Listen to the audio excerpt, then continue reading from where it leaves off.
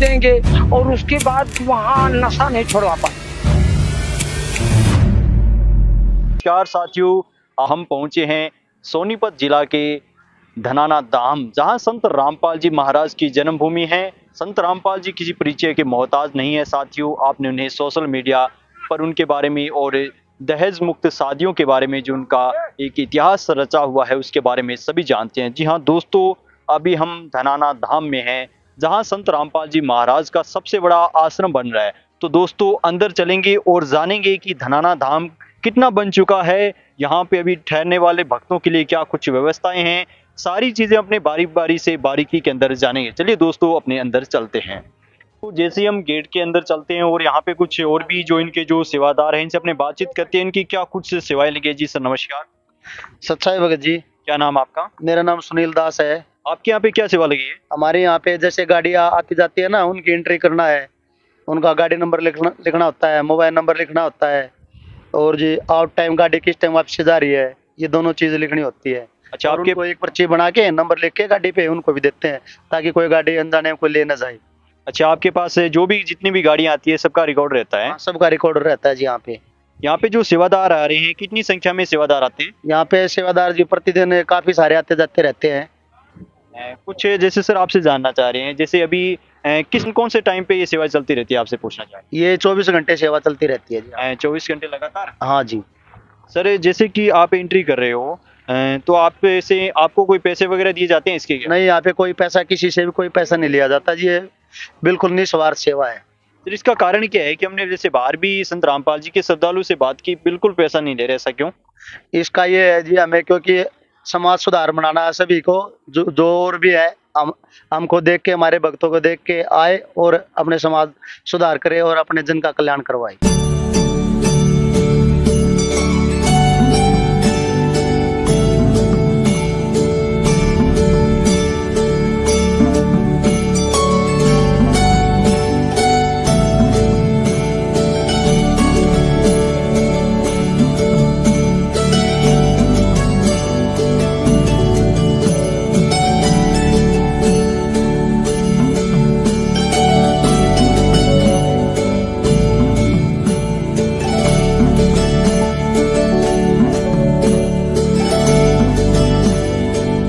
तन मन शीस ईस अपने में, तन मन शीस ईस अपने में, पैरम चोट चढ़ावे जब कोई, राम भक्त पावे जब कोई।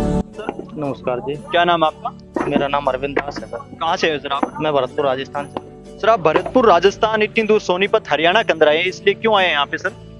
सर यहाँ हम इसलिए आए हैं कि हमारे गुरुजी संत रामपाल जी महाराज के निज गांव में उनका बहुत ही बड़ा आश्रम का निर्माण हो रहा है और हम यहाँ आश्रम के निर्माण में अपनी सेवा देने के लिए आए। इसका मतलब आप सेवा देने आए हो, यहाँ पे कोई पैसा नहीं ले रहे हो आप? नहीं सर, ये निःशुल्क है, हम कोई पैसा नहीं लेते।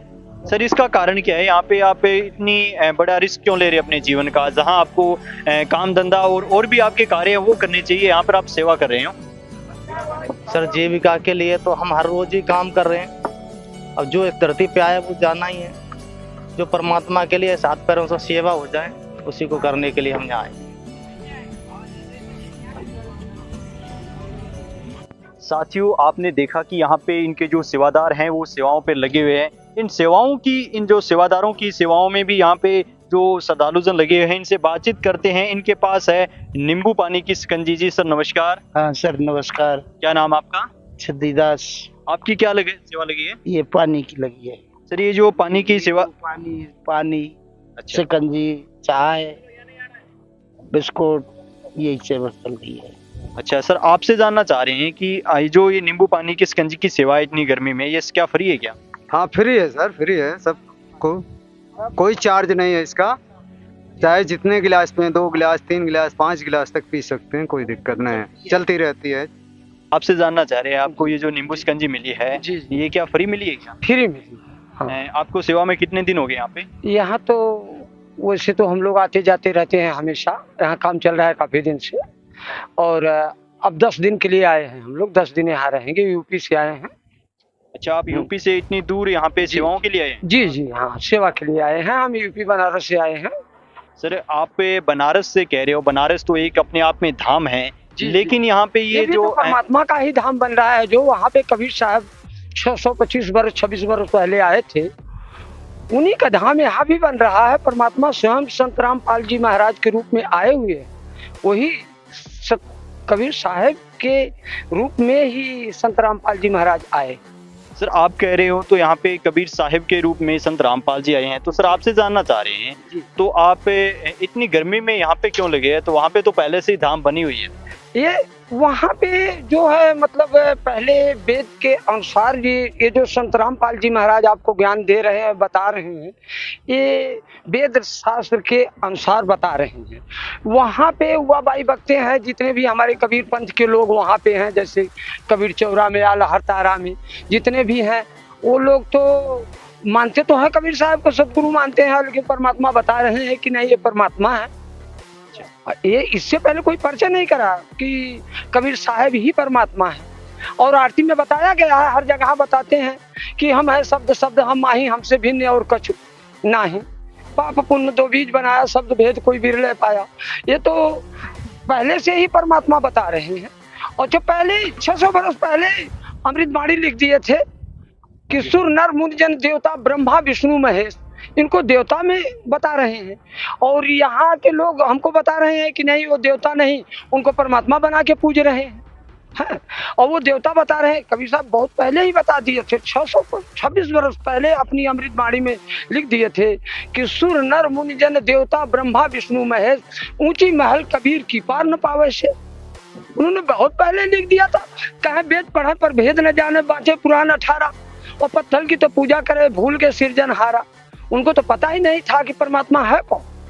वो तो बस ऐसा ही तैसे ही अपना जैसे आ रहा है वैसे अपना कह रहे हैं, कवा रहे हैं। इसका मतलब सर ये हुआ कि जो बनारस के अंदर जो पूजा साधना कबीर साहिब की चल रही है वो गलत है? नहीं, देखिए वो काल ही तक सीमित है। वहाँ आपको स्वर्ग तो मिल सकता है उनके भक्ति के हिसाब से, लेकिन आपको मोक्ष नहीं मिल सकता।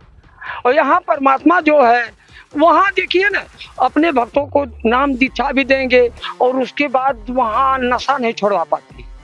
और संत रामपाल जी महाराज की शब्द में ऐसी शक्ति है कि जितने भी उनके भक्त हैं कोई नशा नहीं करेगा।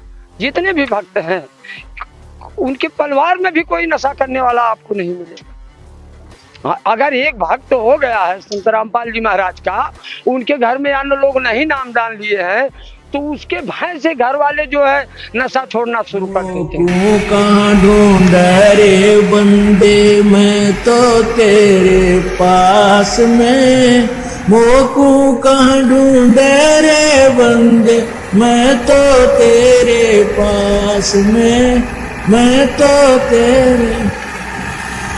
ना तीर्थ में ना मूर्त में, ना एकांत निवास में, ना तीर्थ में